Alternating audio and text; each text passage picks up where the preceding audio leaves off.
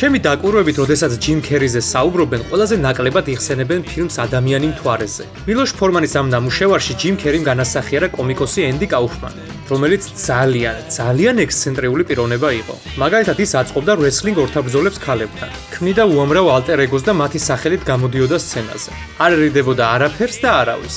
ალბათ ამიტომ ჯიმ ქერიმ გადაწყვიტა, რომ თუ კი ასეთი უცნაური და განსაკუთრებული ადამიანი უნდა განისახიერებინა, მაშინ საქმესაც სხვაგვარად უნდა მიდგომოდა.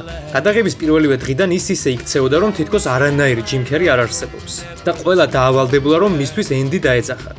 რეჟისორიც კი, თუ კი ვინმე მის თხოვნას არ შეასრულებდა, იმ დღეს ჯიმი მუშაობაზე უარს აცხადებდა.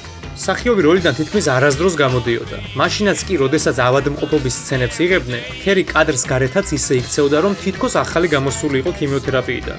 წარმოიდგინეთ, ენდი კაუფმანის მშობლებსაც როცა შეხვდა, ისე იქცეოდა, რომ თითქოს მათი გარდაცვლილი შვილი იყო. როგორც მოგვიანებით მსახიობი იხსენებდა, ის თითქმის დარწმუნებული იყო, რომ ვიღაცა მაინც უჩივლებდა სასამართლოში მორალური ზიანის მიყენებისთვის.